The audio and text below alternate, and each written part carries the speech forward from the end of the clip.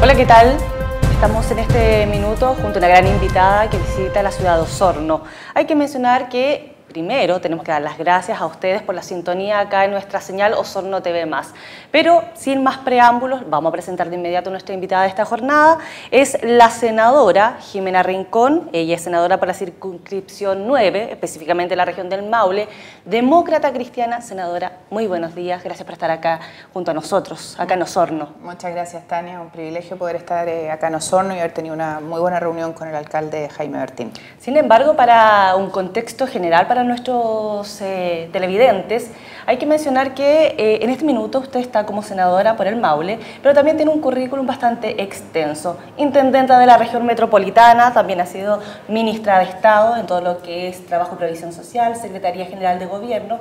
En esta oportunidad viene como representante de la región del Maule para conocer un poco, me imagino, el contexto que se está generando durante estos días y que ha llamado no solamente la atención local, regional, sino que nacional e incluso mundial por esta crisis que se decantó el día jueves 11 de julio cuando se corta el suministro de agua potable a la ciudad de Osorno.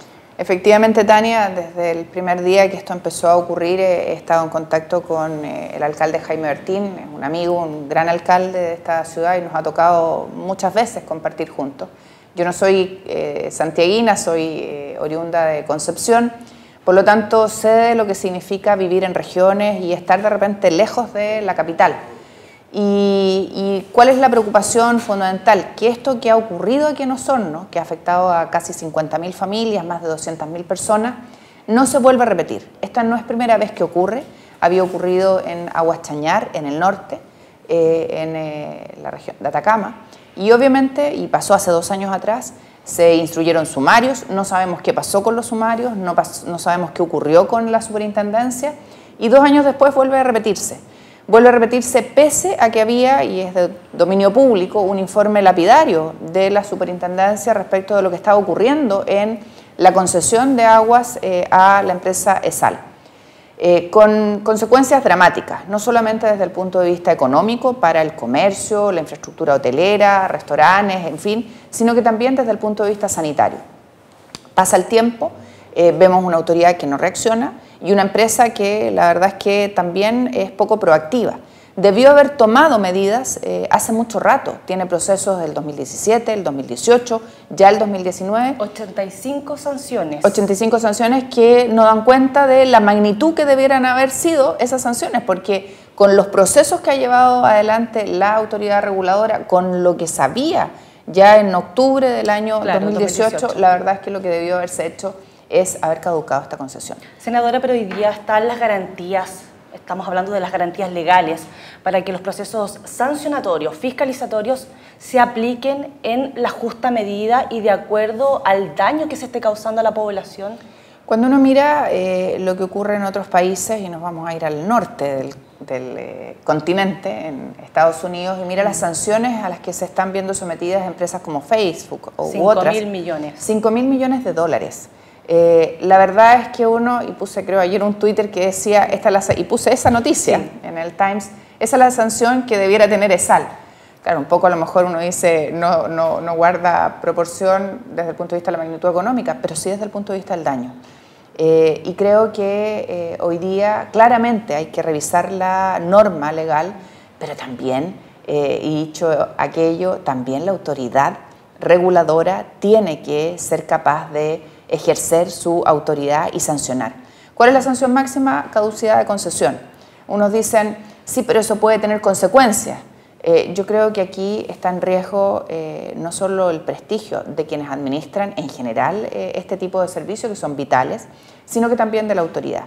Y creo también que el marco normativo permite hacerlo. Se nombra un administrador provisional, hay un registro de personas que están inscritas. Yo supongo, claro que hoy día está todo en duda, que la autoridad reguladora habrá visto, ¿no es cierto?, quienes están inscritos para ejercer esa función.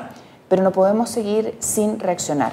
El informe del alcalde al día de hoy es que estaría en condiciones de ser suministrado el agua desde el punto de vista de coliforme. pero aún no llega el informe que tiene que pedir la autoridad de qué pasa con el diésel, con el petróleo que se virtió en estas aguas. Y yo creo que es importante el sentido de urgencia. Yo no lo veo. Yo no veo que haya un sentido de urgencia desde el punto de vista de hacer exigencias y garantizar a nuestra población que vamos a tener un servicio continuo y que va a ser obviamente un buen servicio. El alcalde desde el primer minuto, el alcalde de Osorno, Jaime Bertín, solicita, cuando se ve que esta situación no se va a solucionar en 24 ni en 48 horas, que se decrete un estado de catástrofe. Se elevaron muchas voces, críticas principalmente, porque se tiene el mal concepto que determinar estado de catástrofe es simplemente que los militares asuman el control. Él decía, no, estamos velando porque los recursos se destinen y así poder disponer de un sistema de abastecimiento constante, continuo y en óptimas condiciones para la comunidad. Sin embargo, esa decisión, esa petición, mejor dicho, fue totalmente desechada hasta último minuto. Desde su punto de vista, y lo digo también porque usted fue intendenta, las autoridades acá en la región de los lagos actuaron conforme a la contingencia que estaba viviendo Osorno. Mira, efectivamente yo hablé con el alcalde Jaime Bertín a pocos días de que había ya empezado a suceder este hecho. Me comunicó la negativa de declarar el estado de catástrofe. Me comuniqué con el ministro del Interior para que se tomaran cartas en el asunto. Me dijo que el ministro estaba llegando a la ciudad, el ministro Moreno, de Obras Públicas. Y la verdad es que creo que fue un error. No por el tema efectivo que uno se imagina, estado de catástrofes militares en la calle, no, tenía que ver con la disponibilidad de recursos, con que el agente local, la autoridad local, alcalde, pudiera disponer de los recursos sin todos los trámites en condiciones normales se tienen que efectuar para poder responder a una demanda de la ciudadanía, que en este caso estábamos hablando de un elemento vital como es el agua. No se hizo, el alcalde tuvo que hacer malabares con su equipo, mis saludos al alcalde, a su equipo, a los concejales, para enfrentar esta situación. Si no hubiese sido por la acción clara, decidida de la autoridad comunal, del alcalde y todo su equipo, la verdad es que la situación podría haber sido mucho peor. Hubo una marcha masiva, todos la vimos en redes sociales hace días atrás, hubo una nuevamente anoche. La ciudadanía está molesta. Y yo creo que la autoridad política, el presidente de la República, el ministro del Interior tienen que entender que aquí se necesita proactividad, se necesita reacción oportuna a una situación que no es una situación normal y que además tiene un agravante, que la autoridad reguladora, Superintendencia de Servicios Sanitarios, conociendo de los hechos, teniendo la información, no actuó. Y eso es algo que el intendente de esta región debió haber exigido, debió haber estado al frente, debió haber tomado carta en el asunto y haberle pedido al nivel central la declaración de estado de catástrofe. No lo hizo, dijo que se iban a ocupar otros mecanismos y la verdad es que al final no hubo otros mecanismos y fue la autoridad local la que tuvo que salir a hacer frente a esta situación. El único mecanismo, de hecho, que se pudo observar fueron los estanques dispuestos por el municipio de Osorno, estanques comunitarios de más de 5.000 litros, casi 90 repartidos puntos, estratégicamente, versus los estanques de 500 litros dispuestos por la empresa sanitaria involucrada y que finalmente decanta una suerte de psicosis, porque se generaban filas tratando de obtener agua y eran estanques tan pequeños donde la comunidad decía, si estoy en el puesto quinto, en el sexto, y un estanque tan pequeño, no voy a tener agua. Entonces a partir de ahí se genera toda esta situación. Ahora, dentro del rol fiscalizador que tiene, por ejemplo, la Superintendencia de Servicios Sanitarios, a partir de ahora, de esta punta de iceberg que se genera con la crisis en Osorno, se van a empezar a revisar los procesos. Puede que se le den más facultades, puede que se amplíe en este caso el tipo de sanciones, pero estamos hablando de procesos largos. 1 año, 2, 3, 4 años más en este caso, que se estarían observando ya esa rigurosidad. Y la pregunta, Tania, que uno se hace es, si esto pasó en Osorno, si ya había pasado en Aguaschañar en el norte, ¿cuántos otros puntos tenemos en el resto del país? Un elector del Maule me decía, ¿qué hace usted en los temas de Osorno? Preocúpese del Maule. Bueno, justamente me estoy preocupando del Maule porque no quiero que lo que pasó en Osorno pase en el Maule, ni en ninguna otra ciudad de nuestro país.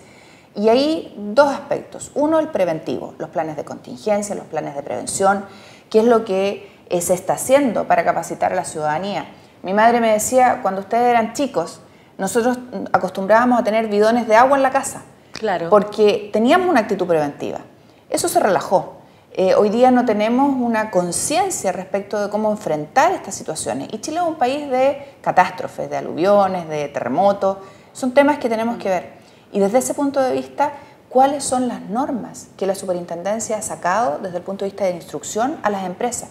Fíjate que yo escuchaba al superintendente en esta comisión, en esta sesión especial que pedí yo en la hora de incidentes el miércoles pasado, la hicimos este miércoles, claro. Y escuchábamos al superintendente decir, aquí el tema de la generación de electricidad, de energía, es algo que ve la superintendencia de servicios eléctricos, ¿ya? De electricidad y combustible.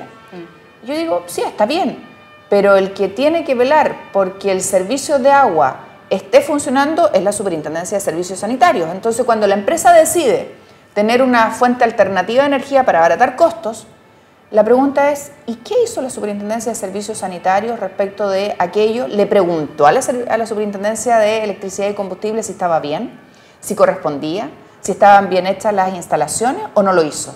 Porque es re fácil sacar la pelota para el lado, pero el primer responsable es el de Servicios Sanitarios. Y de hecho, dentro de las dudas que se abre a partir de conocer esta contingencia, fue qué hacía un pozo de combustible, un generador a combustible, a petróleo, cerca de todo lo que era el proceso productivo, no solamente del punto de captación, porque según los antecedentes que se han estado dilucidando conforme avanza este tiempo, es que hubo vertimiento al río Rahue. Y además, en este caso, alguna suerte de contaminación al proceso productivo. Entonces ahí entra la pregunta, ¿se fiscalizó eso? El informe lo decía el año 2018 que levantó precisamente la superintendencia acá en la región de Los Lagos. ¿Qué hicieron? Y el 2017 la misma superintendencia había vivido lo de Aguachañar, exactamente por lo mismo. Entonces aquí claramente lo que uno concluye es que la autoridad estuvo ausente, mirando para el cielo. Yo siempre le digo a mis hijos, si no fuera por el ángel de la guarda, no sé qué pasaría con ustedes. Bueno, parece que el ángel de la guarda está ayudando también al país en general y a las autoridades. ¿No estamos acostumbrando a ser un país reactivo más que preventivo? Absolutamente, debiendo ser mucho más preventivo por las condiciones naturales que tenemos. Y ahí hablaba con Michel Delerf, un experto en emergencia, muy conocido a nivel nacional. Y Michel me decía, siempre nos quedamos en cómo resolvemos la crisis cuando se desató, pero no logramos aprender que tenemos que asumir que hay cosas previas que claramente nos hicieron, pese a los desastres que hemos tenido antes. En el caso de Osorno, puede que la autoridad haya pecado de confiada en el sentido de querer demostrar al resto del país que tenían todo bajo control, al no declarar, digo yo, esta zona de catástrofe, considerando de que era solamente solicitar recursos. Necesitábamos recursos como ciudad para poder dar abasto a la demanda. Yo creo que la autoridad regional tiene que agradecer a la autoridad comunal el buen manejo que hizo, porque la autoridad regional está al debe. Nosotros lo pedimos en este proyecto de acuerdo que tenemos. Primero, que se caduque la concesión a la empresa. Segundo, que se instruyan las investigaciones sumarias y, de ser necesario, los sumarios administrativos en la superintendencia. Y tercero, que se asuman las responsabilidades políticas de quien representa al presidente en la región. El intendente Jürgensen, la verdad es que está claramente al debe. Perfecto. Pasando a otro tema, senadora, aprovechando que está acá en la zona, queríamos ir conversando un poquito sobre la contingencia también nacional. Todavía está el debate con el sistema de la AFP. ¿Qué opinión le merece el tratamiento que está haciendo el gobierno? Mira, este es un tema del mundo, no es un tema exclusivo de Chile. En Francia están discutiendo qué van a hacer con el sistema. En Brasil llevan ya un buen tiempo haciendo y estudiando una reforma, porque tienen una situación caótica desde el punto de vista de las pensiones. Y Chile, con el informe de la Comisión Bravo, ya lo había dicho, las pensiones en nuestro país son miserables. Informe emitido por una comisión transversal, de todos los colores políticos, con técnicos, con especialistas de fuera de Chile. Ahí no puede haber una crítica frente a que pesó o no otra opinión. No, era una sola. Perfecto. La pregunta era, bueno, ¿cómo enfrentamos esta discusión y cómo hacemos la reforma del sistema? Y ahí hay una propuesta de la presidenta Bachelet en el Congreso que se desechó por el actual presidente, pero no eran tan distintas ambas. Ahora, el gobierno opta por decir vamos a tener un 4,2% de cotización adicional con cargo al empleador. Esta cotización va a ser administrada por un ente que va a licitar y con eso vamos a arreglar el sistema. La verdad es que muchas preguntas encima de la mesa, al menos de parte mía. Primero, ¿cuáles son los informes, los estudios actuariales, las bases, los parámetros sobre los que se decide un 4,2%? ¿Y qué significa al cabo de unos años en la pensión de los trabajadores? Estamos hablando de que hoy día las AFP tienen un 10% de cotización, administran un 10% de cotización, vamos a sumar un 4% a un ente distinto, 40% de lo que ya se administra, adicional, y no sabemos cuál va a ser el efecto real en las pensiones de las personas. Esa es una primera pregunta. La segunda es, ¿qué pasa con ese 10% que hoy día administran las administradoras de fondos provisionales, AFP? Claramente hay que hacerle correcciones al sistema. Yo he estado dando una batalla porque la autoridad administrativa deje de hacer lo que está haciendo hoy día. Lo hizo hace pocos días atrás, el 10 de julio, con la tasa de interés técnico del retiro programado, donde está afectando las pensiones de nuestros pensionados a la baja y donde lo que está haciendo con su decisión es, pese a la buena rentabilidad de los fondos, bajando la estimación que hace. ¿Y qué hace al final con eso? Beneficia a las compañías de seguro. Las platas de los pensionados, por su decisión, pasan del retiro programado a la renta vitalicia. Nadie dice nada. ¿Por qué? Las AFP no se quejan, porque las compañías de seguros son dueñas de las AFP y eso claramente es un negocio que no es evidente ni transparente a la ciudadanía. Pero además estamos afectando al fisco, porque al hacer este cálculo a la baja de la tasa de interés, se bajan las pensiones de nuestros pensionados y el fisco tiene que poner más plata a través del aporte previsional solidario para garantizar el mínimo que lo obliga la ley. Ese es un fondo que se aprueba todos los años en la ley de presupuesto, que ya a la fecha tiene más de un 56% gastado, que no le va a alcanzar si sigue en esta tendencia a fin de año y va a tener que financiarlo con una redistribución presupuestaria. ¿Qué significa eso? Que vamos a tener menos caminos, menos CEFAM, menos luminarias, menos plata para seguridad. Eso no es una buena noticia para el país. ¿A costa de quién? A costa del país, beneficiando a las compañías de seguro, que son las dueñas de la AFP. No es bueno esto, no es transparente, menos cuando los fondos rentan y están rentando, de acuerdo a la información de la AFP, de manera óptima o buena. Y eso es algo que la autoridad tiene que pronunciarse. En algún minuto la comunidad en general había planteado la posibilidad, viendo modelos que habían surgido también en otros países, de permitir que ellos retiren, que retiremos, también somos parte del sistema, que retiremos todos los fondos acumulados y podemos disponer según estimemos conveniente, ya sea para invertir en el sistema inmobiliario o simplemente para mantener una cuenta de ahorro. Y tenemos la capacidad, los chilenos, para ahorrar y ser ordenados con nuestros gastos, como para haber pensado, haber en algún minuto tomado esa posibilidad. Mira, la verdad es que los países que lo han hecho no han tenido buenos resultados, pero lo que sí podríamos pensar, y está dentro de las propuestas que nosotros vamos a plantear en el Senado, es que parte de lo que tú administras, de lo que tú ahorras con tus fondos, parte de eso lo puedas retirar para comprarte una vivienda. Que sería lo óptimo. Y eso, desde el punto de vista de cualquier inversión, obviamente da garantías y te respalda en tu vejez. Y si tú llegas a vender la vivienda, lo que se retiró del fondo tiene que volver al fondo, vale ser que esté un poco con una prenda, si se quiere, como cuando tú compras un vehículo, ¿no? Claro. Si lo vendes tienes que pagar primero el crédito y después ocupar lo que te sobre.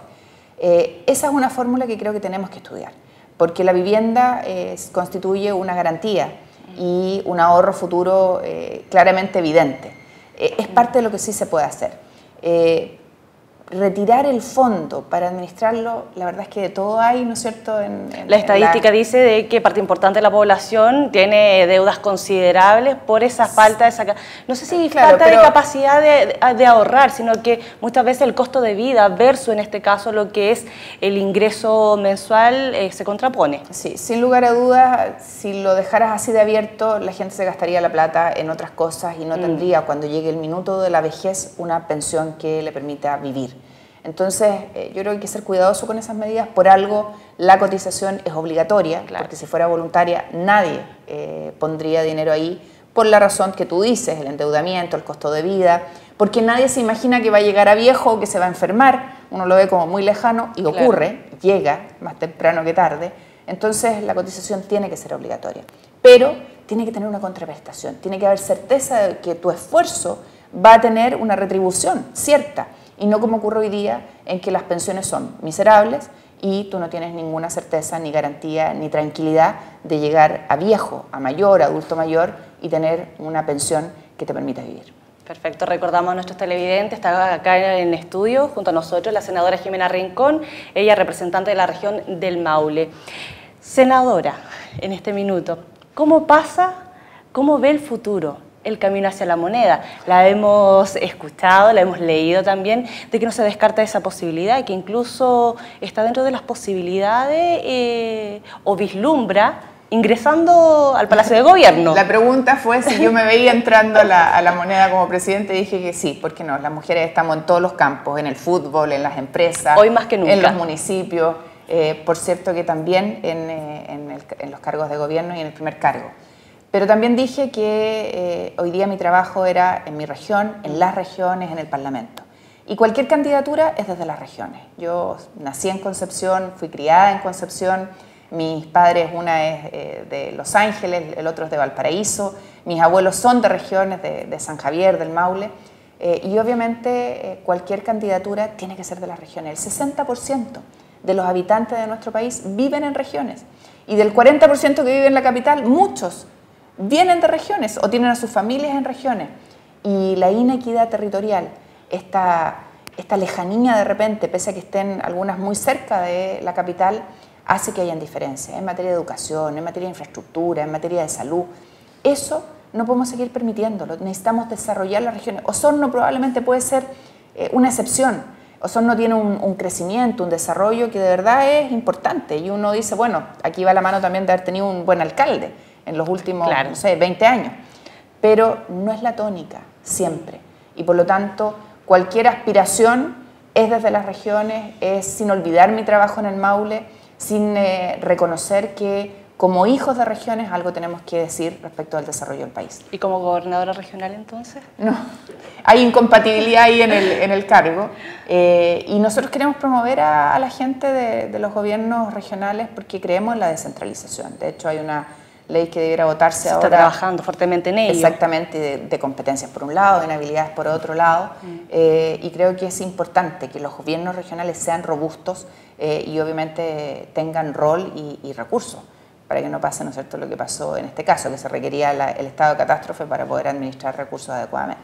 Por último, para ir cerrando y con el tema central que nos concentraba, que era el problema de acá del agua, hay quienes están reportando, usuarios a través de las redes sociales, que se estaba observando un leve aumento en los valores de las cuentas precisamente del agua potable, pero de comunas aledañas a Osorno. A partir de ahí se generaba la duda, toda esta suerte de psicosis que ya lamentablemente se ha ido instaurando en torno a este problema en la comunidad, es si es que la empresa sanitaria involucrada, ESAL, va, entre comillas, pagar la sanción que se le puede aplicar, pero en este caso elevando los valores a los mismos usuarios. O sea, el mismo chileno va a pagar la deuda, en este caso, de un privado. Consiguiendo los recursos vía usuario en otras comunas. Mira, eso si es tal como uno tiene que creerlo, ¿no? Si la gente está diciendo que están subiendo las cuentas, ahí hay que pedir inmediatamente la intervención de la Fiscalía Nacional Económica, y creo que de verdad sería una vergüenza.